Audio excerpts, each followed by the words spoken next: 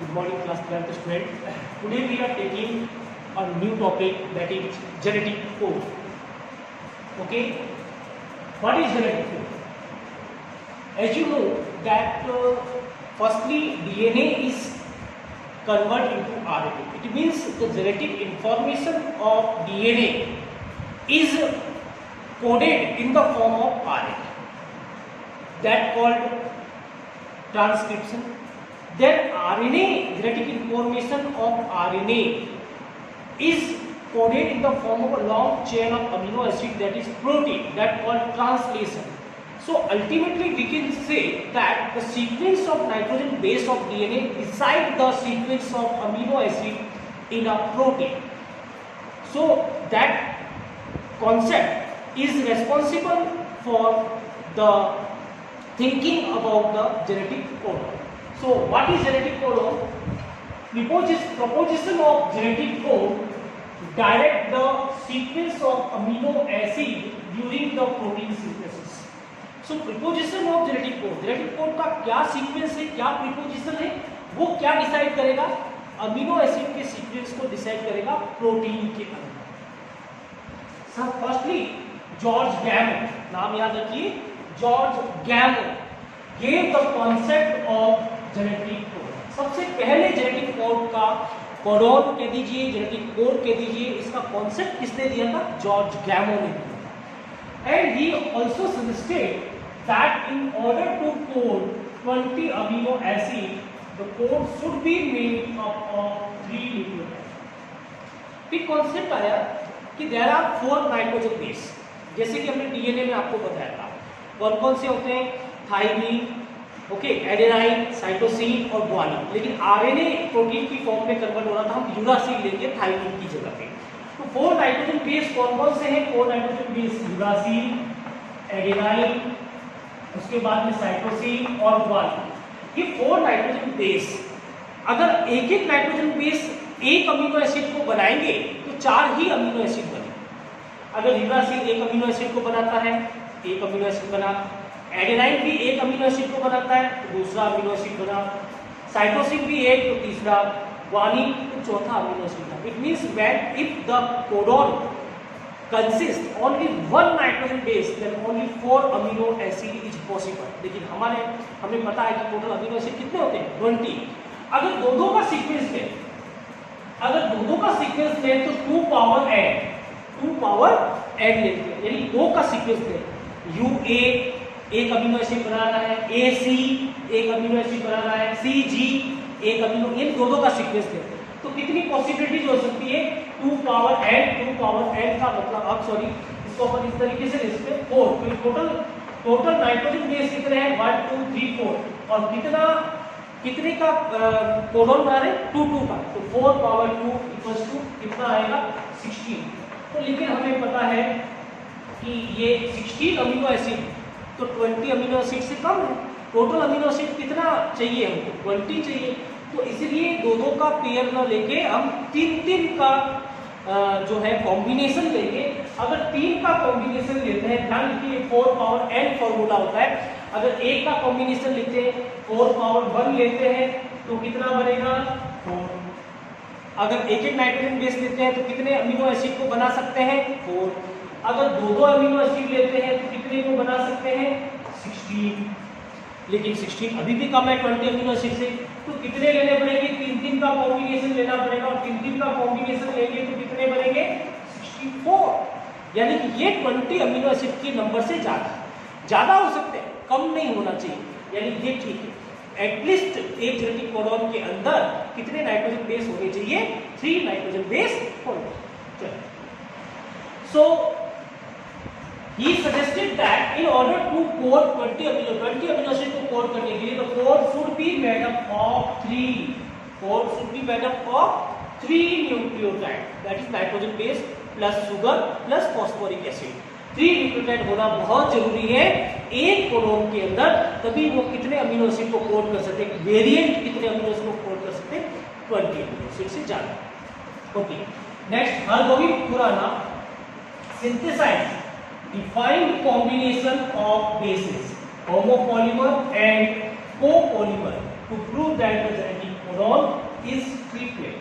सबसे पहले हरगोविंद खुराना ने क्या किया, इंस्ट्रूमेंटल ये प्रूव किया कि वास्तव में एक जेनेटिक कोडॉन के अंदर 3 न्यूक्लियोटाइड होते हैं। Triplet genetic codon is triplet, genetic codon made up of 3 nucleotides. Okay, by synthesizing what, homopolymer and copolymer. Homopolymer copolymer क्या होते हैं वो हम आगे डिस्कस करेंगे। इन्होंने आरएनए सिंथेसाइज किया इंस्ट्रूमेंट, यानी कि इन्होंने तो सेल के अंदर सिंथेसाइज करके ये पता लगाया था कि सेल फ्री सिस्टम में भी किया था, वो मार्शल नीरेनबर्ग ने किया था, वो हम आगे डिस्कस करेंगे। So Hargobind Khorana synthesizing homopolymer and copolymer, इसलिए to prove that genetic codon is triplet genetic codon made up of 3 nucleotide. Now Severo Ochoa enzyme is enzyme. जैसे आपको पता है कि जब ये रेप्लिकेशन करते हैं तो डीएनए पॉलीमरेज एंजाइम की जरूरत पड़ती है, और वो डीएनए डिपेंडेंट डीएनए पॉलीमरेज है क्योंकि उसने डीएनए के टेम्पलेट को यूज करके नया डीएनए बनाया। जब ट्रांसक्रिप्शन लेते हैं तो आरएनए पॉलीमरेज एंजाइम की जरूरत पड़ती है। This RNA polymerase is again DNA dependent RNA polymerase because template is DNA, और आरएनए डिपेंडेंट आरएनए पॉलीमरेज होगा तो टेम्पलेट कौन सा होगा, आरएनए का होगा। लेकिन जहां बिना टेम्पलेट के आप न्यूक्लियोटाइड का एक लॉन्ग सीक्वेंस बना रहे हो, आरएनए बना रहे हो without the requirement of the template, that's why this enzyme is this is enzyme of polymerization responsible for what, the name of polynucleotide phosphorylase. पहला क्वेश्चन आपका ये बनता है, what is the name of Severo Ochoa enzyme? Chemical name is polynucleotide phosphorylase enzyme and it helpful in polymerizing RNA independent of template। Laboratory के अंदर बिना template के अगर आरएनए बनाना है तो किस एंजाइम का यूज करोगे, सेवेरो-ओचाओ एंजाइम का यूज करोगे। इसका केमिकल नेम क्या है, पॉलीन्यूक्लियोटाइड फॉस्फोराइलेज। 1 नंबर का क्वेश्चन आता है। 2 नंबर का क्वेश्चन ये आता है, how you can prove that genetic codon is made up of triplet, then आपको बताना है।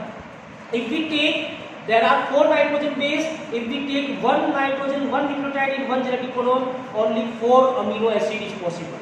If we take a pair of nitrogen base in a codon, then 16 amino acid is possible. But if we take the 3 combination of the nitrogen base for a genetic codon, the 64 amino acid is possible. So the exact position of the genetic codon is what, triplet, and it is proved by Hरगोविंद Khurana by synthesizing homopolymer and copolymer. Now what is homopolymer and copolymer? Homopolymer, यहाँ पे भी ये 2 number की definition आती है।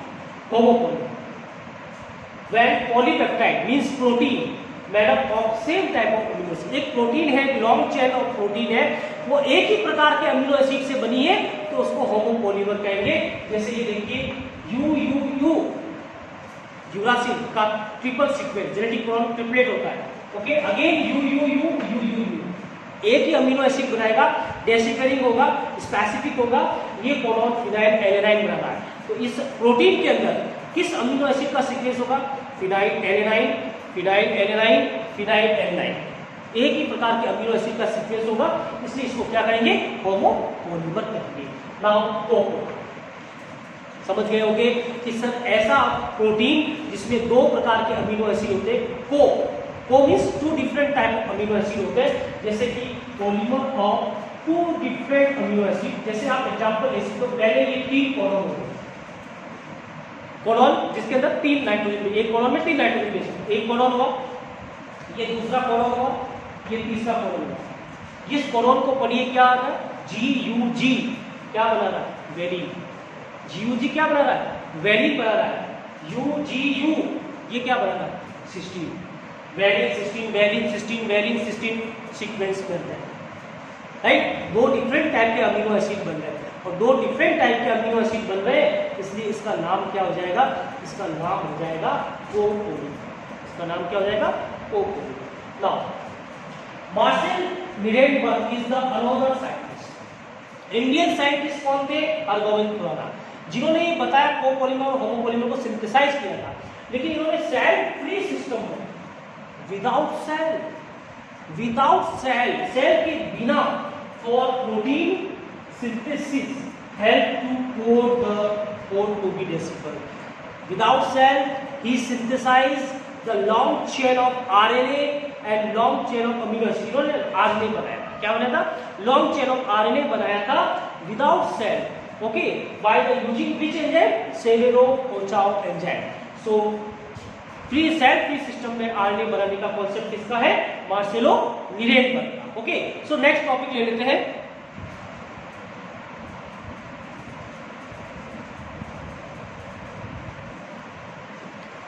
सो now we take the genetic codon. किस तरीके से जेनेटिक कोडॉन का एक चार्ट टेबल बनती है? देखिए 4 नाइट्रोजन बेसिस होते हैं, UCAG। ओके, कोडॉन कितने होते हैं? ट्रिपलेट, इसलिए हमने 3 तरीके से ले लिया। अब इसको किस तरीके से बनाना है वो सीखिए। सबसे पहले यहाँ पे देखिए U और U, यहाँ क्या आ जाएगा? U, ठीक है, यहाँ पे ट्रिपल U आ जाएगा, ठीक है। फिर वापस देखिए UC, यहाँ आ जाएगा UC, फिर UA, देन UG।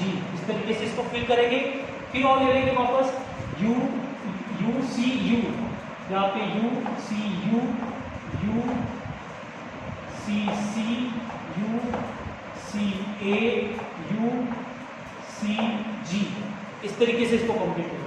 फिर और देख लीजिए इसको UAU, पहले आप ये लिख लीजिए UA, इसके बाद ये वाला सीक्वेंस CAG। फिर यहाँ पे UG है, तो UG को पहले एक बार 4 बार लिख लीजिए। फिर ये फिर कर दीजिए UCAG। ओके, अगेन इस तरीके से यहाँ पे C है, तो इस तरीके से CU और पहले 4-5 CU लिख लीजिए। इस तरीके से इसको कंप्लीट करेंगे। देखते हैं किस तरीके से होती है। जिस तरीके से आप टेबल को देख रहे हैं, ये पूरा जेनेटिक कोड अपन ने फिल कर दिया। कैसे फिल करते हैं ये मैंने बता दिया आपको। अब आप देखिए, जैसे ये 4 है UUC, UUA, यहाँ ये पहले 2 फिनाइल एलिनाइन अमीनो एसिड को कोड करते हैं। ये 6 अमीनो एसिड, जैसे 6 कोडॉन जो है ये ल्यूसीन को कोड करते हैं। ये 3 आइसोल्यूसीन को कोड करते हैं। AUG, जिसको स्टार्टिंग कोडॉन भी कहते हैं, इसको जरूर याद रखें आप। AUG स्टार्टिंग कोडॉन कहते हैं। AUG को, इस AUG को स्टार्टिंग कोडॉन कहते हैं। ये मिथ्योनिन को कोड करता है। उसके बाद में ये चारों वेलिन को कोड करते हैं। ये चारों जो है वो सेरिन को कोड करते हैं। ये प्रोलिन को, ये थ्रियोनिन को, ये एलेनाइन को, ये इस तरीके से टायरोसिन को कोड करेंगे। ये स्टॉपिंग कोडॉन है, यहाँ पे भी ये ध्यान रखें, ये 2 जो है यहाँ स्टॉपिंग कोडॉन है, ये 2 और एक यहाँ पे ये स्टॉपिंग कोडॉन है। UAA, UAG और UG, ये स्टॉपिंग कोडॉन है। उसके बाद में ये हिस्टीडीन को कोड करते हैं। ये जो है ग्लूटामाइन को कोड करते हैं। ये एस्पार्टिन को कोड करते हैं। ये सिस्टीन को कोड कर रहे हैं। ये एस्पार्टिक एसिड को, ये ग्लूटेमिक एसिड को, यहाँ पे ये 2 सिस्टीन को कोड कर रहे हैं। ये स्टॉपिंग कोडॉन हो गया UGG ट्रिप्टोफेन। ये अकेला एक कोडॉन ऐसा है जो केवल एक ही अमीनो एसिड बना रहा है, वो है ट्रिप्टोफेन। बाकी हर एक अमीनो एसिड 2 या 2 से ज्यादा जो है कोडॉन से बन रहा है। जैसे आप देख रहे हो, जहाँ पे ल्यूसीन की बात करें तो 1 2 3 4 5 6 कोडॉन से ल्यूसीन बन रहा है ना। फिनाइल 2 से बन रहा है। हर कोई 2 या 2 से ज्यादा कोडॉन से बन रहा है, लेकिन ट्रिप्टोफेन केवल एक ही कोडॉन से बनता है, इसीलिए इसको डीजेनरेट कोडॉन कहते हैं। क्या कहते हैं? डीजेनरेट कोडॉन कहते हैं। वो भी बताएंगे, नॉन डीजेनरेट कोडॉन कहते हैं, वो भी बताएंगे आगे डेफिनेशन में क्लियर। ये 4 से आर्जिनिन बनता है, इससे सेरीन 2 से बन रहा है, इससे आर्जिनिन इससे बन रहा है और इससे ग्लूटामाइन बनता है। ये आपके ऊपर डिपेंड करता है कि आप कितना याद कर सकते हो। ठीक है, तो अब डेफिनेशन ले लेते हैं characteristic of genetic codon.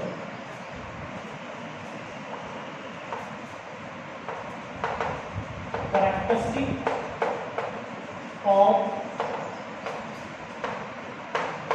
genetic codon.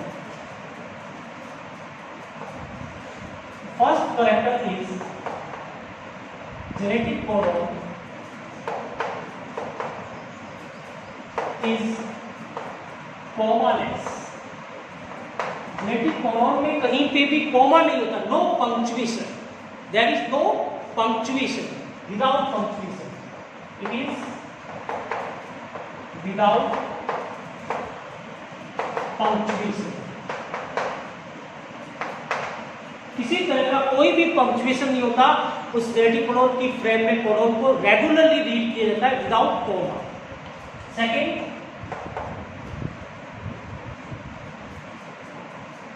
Genetic codon is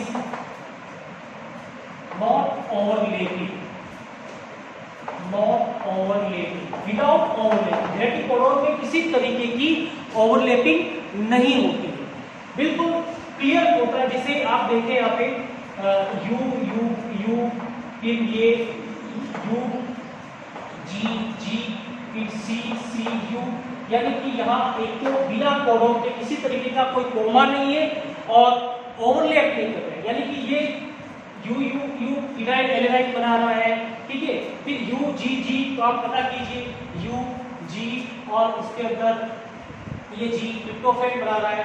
फिर सी सी यू, सी सी और यू प्रोलीन बना रहा है, तो यहाँ पे ये फिनाइल एलेनिन बना रहा है, यहाँ पे ये ट्रिप्टोफैन बना रहा है और यहाँ ये प्रोलीन बना रहा है। किसी तरह के एक दूसरे को ओवरलैप किया है नहीं। ओवरलैप कैसे करते हैं, जैसे ये तीन, उसके बाद में ये तीन हो जाए, ये तीन मिल जाए तो एक दूसरे को ओवरलैप करेंगे, लेकिन ओवरलैप नहीं करते। पहले तीन कोडन एक अमीनो एसिड, अगले तीन कोडन एक अमीनो एसिड, अगले तीनों कोडन एक अमीनो एसिड, एक दूसरे को कभी भी ओवरलैप नहीं करता है। लेकिन इसका एक एक्सेप्शन है, इसका एक एक्सेप्शन है। वो एक्सेप्शन क्या है, 5×174। ये एक वायरस है, ये एक वायरस है। इस वायरस के अंदर जेनेटिक कोड ओवरलैप करता है, बाकी नहीं करता, लेकिन इस वायरस के अंदर जेनेटिक कोड ओवरलैप करता है, ठीक है। याद रखें, third, genetic codon is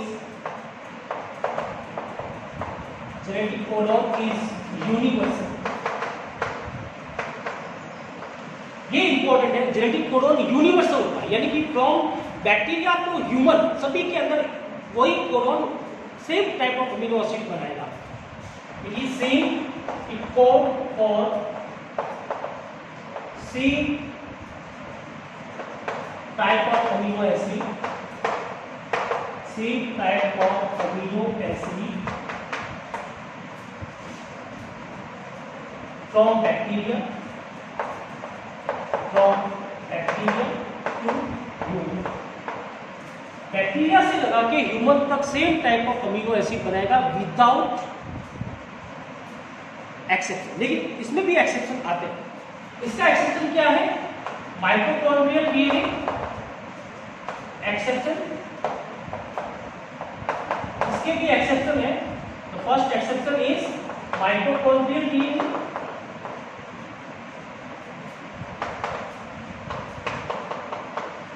mitochondrial DNA इसका पहला एक्सेप्शन आएगा। माइटोकॉन्ड्रियल डीएनए के अंदर हम क्या पढ़ सकते हैं कि माइटोकॉन्ड्रियल डीएनए में एजीजी और एजीए जो आर्जिनिन बनाते हैं ना, एजीजी और एजीए, माइटोकॉन्ड्रियल डीएनए के अंदर लिख देते हैं एजीजी और एजीए। जनरल कोडन में एजीजी, एजीजी और एजीए क्या बना रहे हैं, आर्जिन बना रहे हैं। ह्यूमन में, बैक्टीरिया में आर्जिन बना रहे हैं, लेकिन माइटोकॉन्ड्रियल डीएनए के अंदर ये क्या है, ये स्टॉपिंग कोडन। क्या है ये, स्टॉपिंग। ये स्टॉपिंग कोडन है माइटोकॉन्ड्रियल डीएनए के अंदर। लेकिन जनरल में ये क्या, जनरली क्या बनाते हैं, ये आर्जिनिन बनाते हैं। इसी तरीके से दूसरा एक्सेप्शन ले लेते हैं, प्रोटोजोन्स। कुछ प्रोटोजोन्स होते हैं सीलिएट्स, जैसे पैरामीशियम ले लीजिए। पैरामीशियम के अंदर, प्रोटोजोन के अंदर, सीलिएट के अंदर क्या होता है कि उआ और उगा, जो कि जनरली स्टॉपिंग कोडन है, उआ और उगा, उआ और उगा क्या है, ये उआ और यहाँ पे उगा, ये स्टॉपिंग कोडन है। लेकिन इसके अंदर प्रोटोजोन्स के अंदर जो उवा और उगा है वो ग्लूटेमाइन बनाते हैं। क्या बनाते हैं? ग्लूटेमाइन।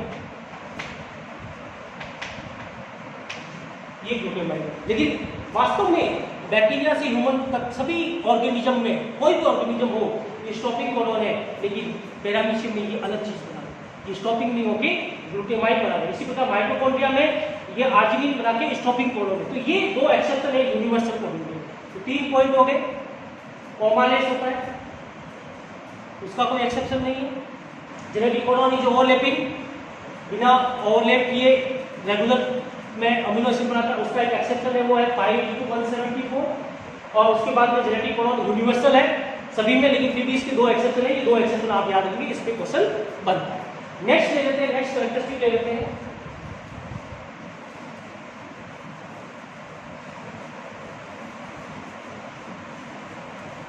नेक्स्ट कैरेक्टरिस्टिक देखिए 4th number, genetic codon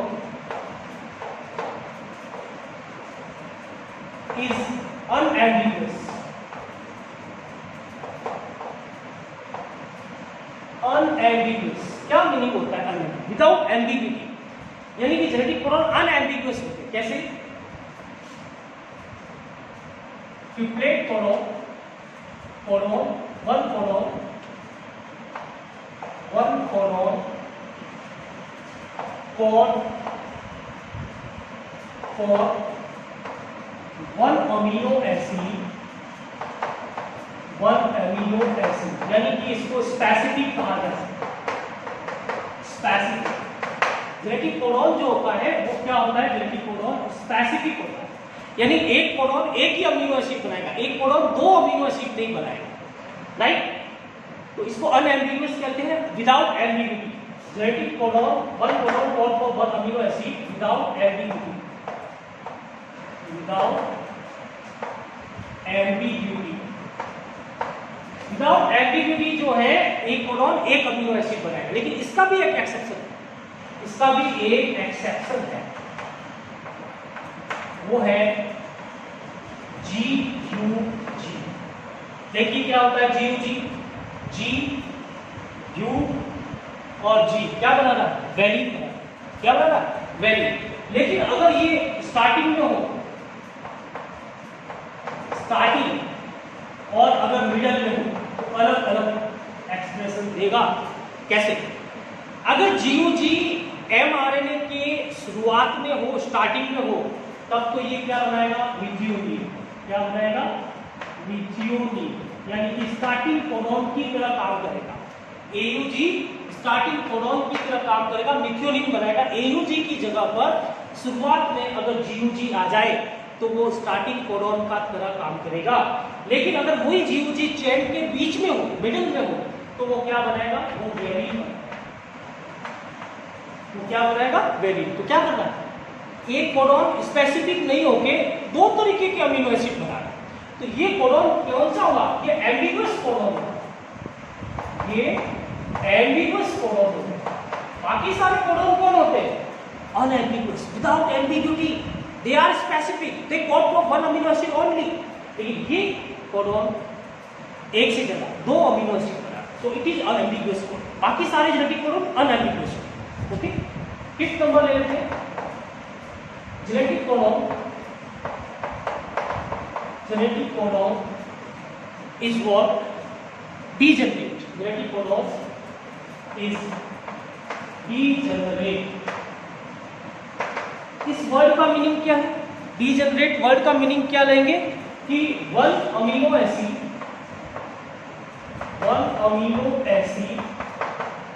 code by more than one codon. एक अमीनो एसिड एक से ज्यादा कोडॉन से कोड होता है, बिल्कुल सही। फिनाइल एलेनिन कितने कोडॉन से कोड हो रहा है? 2। ल्यूसीन 1 2 3 4 5 6 कोडॉन से हो रहा है। आइसोल्यूसीन 1 2 3 से हो रहा है। इट मींस हर एक अमीनो एसिड एक से ज्यादा कोडॉन से कोड होता है, दैट कॉल्ड डीजेनरेट। लेकिन इसका भी एक एक्सेप्शन है। वो एक्सेप्शन क्या है?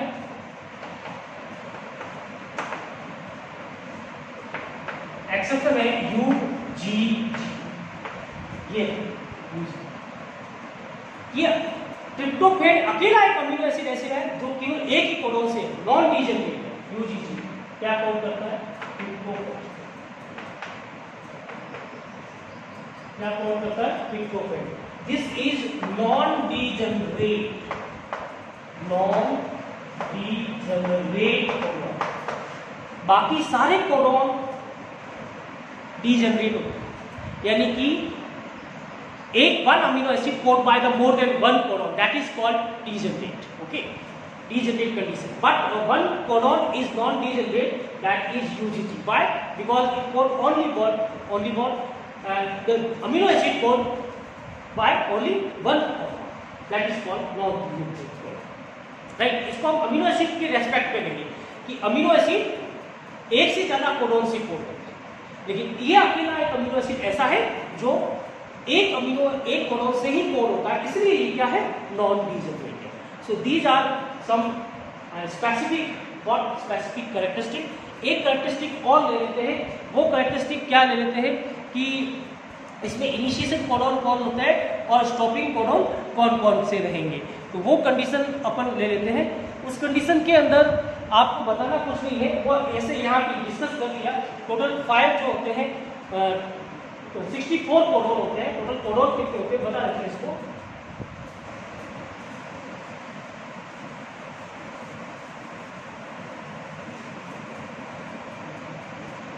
Codon, okay. अब इस कोडोन के अंदर सेंस कोडोन कितने हैं और नॉन सेंस कोडोन कितने हैं। Sense codon and non sense codon, total codon कितने होते हैं 64।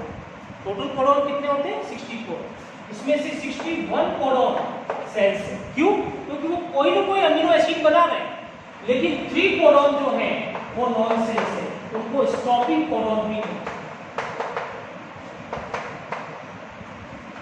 3 कोडोन जो है वो नॉन सेंस है, उनको स्टॉपिंग कोडोन भी कहते हैं। कौन कौन से हैं, हुआ, उग और उगा। इनका नाम भी, इसका नाम है ऑर्चरी, अम्बल एंड ऑपैन, इनको ये नाम भी दिए गए। ये तीनों स्टॉपिंग कोडोन, इसलिए इनको नॉनसेंस कोडोन कहते हैं, क्योंकि ये किसी भी तरीके के अमीनो एसिड को कोड नहीं करते। They unable to code any type of amino acid, so they are called stopping codon. Where 61 are sense codon. Why? Because they code a particular type of amino acid. So these are the about codon. Now next topic. In codon के अंदर किसी भी तरीके का कोई change होता है तो वो म्यूटेशन कहलाता है। अब म्यूटेशन के अंदर आप देखेंगे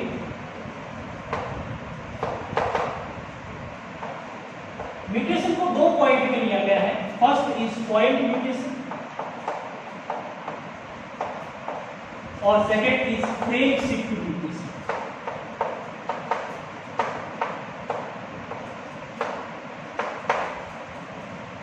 frame shift mutation. So point mutation के अंदर क्या होगा, with respect to genetic codon single base pair change होगा। Change in single base pair और न्यूक्लियोटाइड। एक न्यूक्लियोटाइड में चेंज हो रहा है, एक नाइट्रोजन बेस में चेंज हो रहा है, या अपन कह सकते हैं change in single base pair. यहां पे क्या होगा, चेंज इन ट्रिपलेट फॉर्म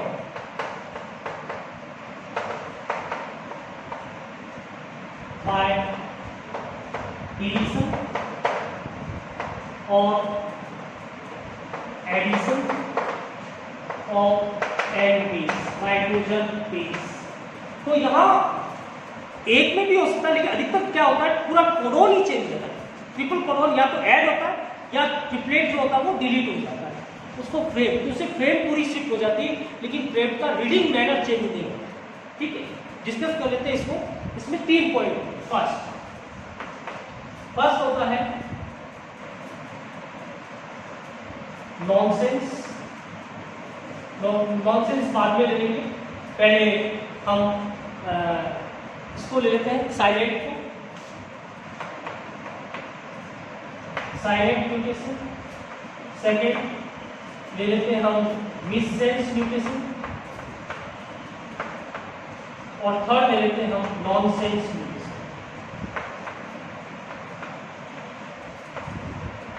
यानी पॉइंट म्यूटेशन के कितने टाइप हो गए? 3।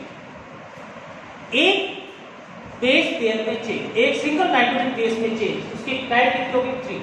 देखिए इसको एक एग्जांपल से देखो, जैसे मान लीजिए UAC, UAC देखिए कहां पे है, UA और C, ठीक है, ये UAC, ठीक है, क्या बना रहा है ये, आप इसमें भी देख लेते हैं,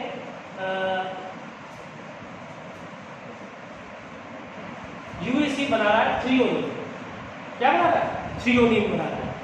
अगर इसको चेंज करके UAU बना दिया जाए, UAU, ठीक है, UAU, UAA, UAC से क्या हो गया? UAU। तो पहले भी ये टाइरोसिन बना रहा, सॉरी टाइरोसिन बोलेंगे, पहले भी ये टाइरोसिन बना रहा था, अभी भी ये क्या बना रहा? अभी भी टाइरोसिन ही बना रहा है।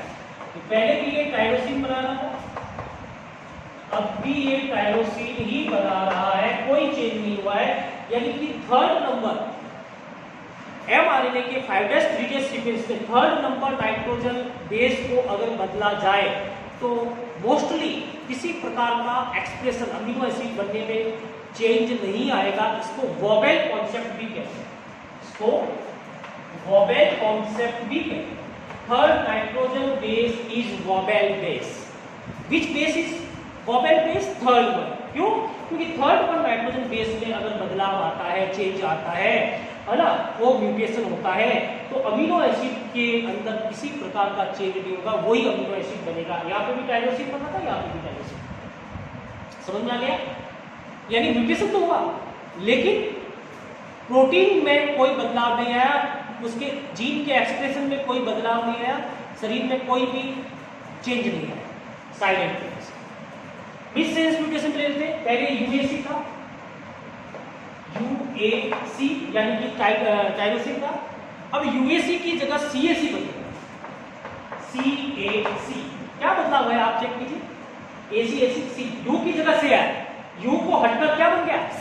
अब CAC देखिए, C, A और C क्या बना रहा है? CAC हिस्टीडीन बना रहा है, CAC हिस्टीडीन बना रहा है। क्या होगा? अमीनो एसिड बदल गया, अमीनो एसिड ही बदल गया, और अमीनो एसिड बदल जाने से ये इसका एक और एग्जांपल ले सकते हैं, सिकल सेल एनीमिया, उसके अंदर भी यही होता है। सिकल सेल एनीमिया लिया जा सकता है, उसके अंदर भी सेम कंडीशन होती है कि उसके अंदर ग्लूटामिक एसिड की जगह क्या बनने लग जाता है? वेलिन बनने लग जाता है, और उससे RBC का शेप स्पेरिकल से सिकल शेप हो जाता है। तो जब भी अमीनो एसिड बदल जाए म्यूटेशन के कारण, तो उसको क्या कहेंगे? Missense mutation. और इसका एक और एग्जांपल ले लेते हैं, sickle cell anaemia, SCA, sickle cell anaemia इसका एग्जांपल। नॉनसेंस पहले क्या था? UAC, ओके, अब ये क्या बन गया? C की जगह क्या आ गया? UAG, यानी थर्ड नाइट्रोजन बेस में चेंज हुआ है, हुआ तो थर्ड में है, लेकिन अब इस बार ये साइलेंट म्यूटेशन नहीं होती, UAG पे बदलते ही क्या बन गया? स्टॉपिंग कोडॉन बन गया। और जब भी किसी तरीके का nitrogen base single nitrogen base में चेंज हो और वो स्टॉपिंग कोडॉन में बदल जाए, तो उसको नॉनसेंस म्यूटेशन, उसको नॉनसेंस म्यूटेशन। ठीक है, ये क्लियर हो गया। ये सारी पॉइंट म्यूटेशन के टाइप थे, जिसमें से मिससेंस का एग्जांपल सिकल सेल एनीमिया। अब इसके अंदर फ्रेंडशिप के अंदर ले लेते हैं, जैसे मान लीजिए एक है UUA, ठीक है, फिर C और A, और फिर लेते हैं G। अब आप देखिए UUA क्या बना रहा है? ल्यूसीन। C ट्रिपल C क्या बना रहा है? प्रोलीन। ट्रिपल A क्या बना रहा है? लाइसिन। और GGU क्या बना रहा है? तो हम यहाँ पे देखेंगे GGU ग्लाइसिन। ये एक नाइट्रोजन बेस्ड जेनेटिक कोडॉन का सीक्वेंस है। अगर मैं यहाँ से इसको डिलीट कर दूं, तो प्रोलीन नहीं बनेगा, लेकिन रीडिंग का मैनर वही रहेगा। एक प्रोलीन गायब हो गया, लेकिन रीडिंग का manner leucine lysine glycine, leucine lysine glycine. पूरा ट्रिपल कोडॉन गायब हो सकता है, या एक जेनेटिक एक मतलब गायब होता है फ्रेम सीक्वेंस। अगर इसको एक पे लेके चले, जैसे सपोज कीजिए यहाँ पे इस सी को हटा दें, तो पूरा की पूरा फ्रेम, ये 3 तो हो गए, अब फ्रेम क्या हो जाएगी, ये बन जाएगी, ये ट्रिपल ये बन, अगली ट्रिपल, अगला ट्रिपल ये बन जाएगा। तो इस केस के अंदर जो है वो सीक्वेंस अमीनो एसिड की चेंज हो जाएगी, तो लेकिन फ्रेम जो है वो फ्रेम शिफ्ट हो जाएगी। और इसका बेस्ट एग्जांपल जो है थैलेसीमिया। थैलेसीमिया डिजीज जो होती है, वो थैलेसीमिया डिजीज किससे होती है, फ्रेम शिफ्ट म्यूटेशन से होती है, जिसमें पूरी फ्रेम शिफ्ट हो जाती है, either by deleting the base pair और the addition of base pair. पूरी फ्रेम शिफ्ट हो जाती है, रीडिंग मैनर चेंज भी हो सकता है, या ट्रिपलेट कोडॉन एक साथ डिलीट हो तो रीडिंग मैनर चेंज भी नहीं होगा। तो this is all about the mutation with respect to the genetic codon. One is point and second is frame shift mutation. इसके अंदर आप काम करेंगे। सिकल सेल एनीमिया जो प्रीवियस चैप्टर में पढ़ा दिया था, थैलेसीमिया भी प्रीवियस चैप्टर में पढ़ाया था, दोनों में डिफरेंस बनाकर आप मुझे गूगल क्लासरूम पे बताएंगे कि दोनों में क्या क्या डिफरेंस। एक डिफरेंस तो ये हो गया कि सिकल सेल एनीमिया क्या है, मिससेंस पॉइंट म्यूटेशन है, और फ्रेम शिफ्ट जो है वो क्या है,